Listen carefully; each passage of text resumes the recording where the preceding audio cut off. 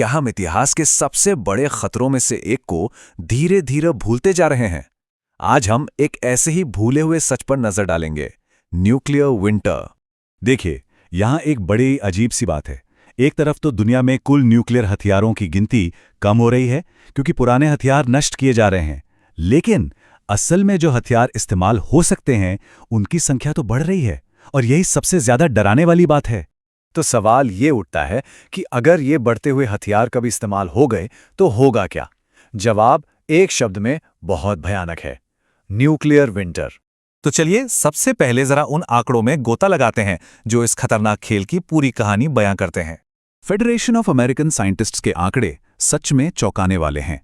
देखिए, 9 देशों के पास 12,000 से भी ज्यादा परमाणु हथियार हैं। हाँ, ये बात सही है कि कुल संख्या घट रही है, पर अब ये गिरावट बहुत धीमी हो गई है। और असली खतरे की घंटी तो ये है, जो हथियार सच में इस्तेमाल किए जा सकते हैं वो फिर से बढ़ रहे हैं। तो इन बढ़ते हुए हथियारों का आखिर मतलब क्या है? इसका जवाब छिपा है न्यूक्लियर विंटर की एक डरावनी थ्योरी में, जो हमें सीधे इसके भयानक अंजाम तक ले जाती है। तो ये न्यूक्लियर विंटर आखिर है क्या? इसको ऐसे समझिए, बहुत सारे परमाणु धमाकों के बाद हमारा जो वायुमंडल है ना, वो एक मोटे काले कंबल में लिपट जाता है। अब ये कंबल सूरज की रोशनी को हम तक पहुंचने ही नहीं देता, और हमारी धरती धीरे धीरे जमने लगती है। ये ना एक तरह का विनाशकारी चेन रिएक्शन है। सबसे पहले परमाणु धमाके आग के ऐसे तूफान पैदा करते हैं जो शहरों और जंगलों को जलाकर राख कर देते हैं। इस आग से निकला धुआं और कालिक आसमान में जाकर एक काली चादर बना देते हैं, और ये चादर सूरज को पूरी तरह से ब्लॉक कर देती है। नतीजा, हमारी दुनिया एक अंधेरे और ठंडे दौर में चली जाती है, जिससे मौसम का पूरा चक्र ही बिगड़ जाता है। नहीं, ये कोई फिल्मी कहानी नहीं है, इसके पीछे पक्का विज्ञान है। चलिए देखते हैं कि कोल्ड वॉर के समय की ये थ्योरी आज के सुपर कंप्यूटर मॉडल्स में कैसी दिखती है। 1983 में कुछ साइंटिस्ट ने, जिन्हें TTAPS ग्रुप के नाम से जाना जाता है, पहली बार न्यूक्लियर विंटर शब्द का इस्तेमाल किया। उनका अंदाजा था कि तापमान -15 से -25 डिग्री सेल्सियस तक गिर सकता है।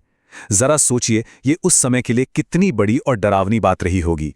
लेकिन रुकिए, कहानी यहीं खत्म नहीं होती, बल्कि और भी डरावनी हो जाती है। 2007 में नासा के एक मॉडर्न क्लाइमेट मॉडल ने दिखाया कि पुराना अंदाजा शायद काफी कम था।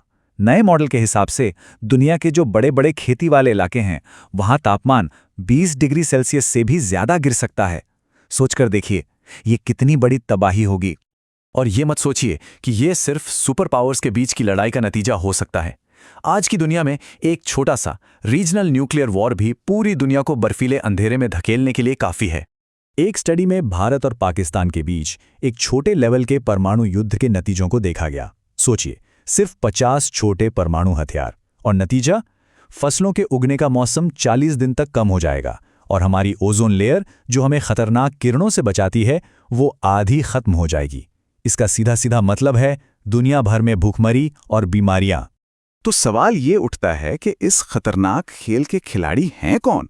आखिर ये हथियार हैं किसके पास? ये देखिए, 2026 के अनुमानित आंकड़े। 9 देश हैं जिनके पास परमाणु हथियार हैं। रूस और अमेरिका इस लिस्ट में सबसे ऊपर हैं, लेकिन चीन, France, UK, Pakistan, Bharat, Israel और उत्तर कोरिया भी इस खतरनाक लिस्ट का हिस्सा हैं। और ये चार्ट देखिए, ये तस्वीर को और भी साफ कर देता है। दुनिया के लगभग 87% परमाणु हथियार सिर्फ 2 देशों के पास हैं, रूस और अमेरिका। बाकी सारे देश मिलकर सिर्फ 13% के मालिक हैं। और यहीं पर असली खतरे की घंटी बजती है। FAS की रिपोर्ट चेतावनी देती है कि चीन, भारत, नॉर्थ कोरिया, पाकिस्तान और यूके, ये सभी अपने हथियारों का जखीरा बढ़ा रहे हैं। और ऐसा भी हो सकता है कि रूस भी यही कर रहा हो। ये एक नई हथियारों की होड़ की शुरुआत जैसा लग रहा है। तो आखिर में ये समझने के लिए कि हम आज इस मोड़ पर कैसे खड़े हैं, हमें इतिहास में झांकना होगा, कोल्ड वॉर की उस काली परछाई को देखना होगा। हाँ, ये बात तो सच है कि 1986 में कोल्ड वॉर के पीक के बाद से, जब 70,000 से भी ज्यादा हथियार थे, आज कुल संख्या बहुत कम हो गई है। आज हम करीब 12,300 पर हैं। सुनने में तो ये अच्छी खबर लगती है ना, है ना? लेकिन ये पूरी कहानी नहीं है। और अब आती है सबसे अहम बात, जो सीधे फेडरेशन ऑफ अमेरिकन साइंटिस्ट्स की रिपोर्ट से है। उनका कहना है कि ट्रेंड ये है कि मिलिट्री स्टॉकपाइल्स यानी इस्तेमाल करने लायक हथियार फिर से बढ़ रहे हैं। सारी अच्छी खबरों के बावजूद जो आंकड़ा सबसे ज्यादा मायने रखता है वो गलत दिशा में जा रहा है। तो हम एक सवाल के साथ समाप्त करते हैं।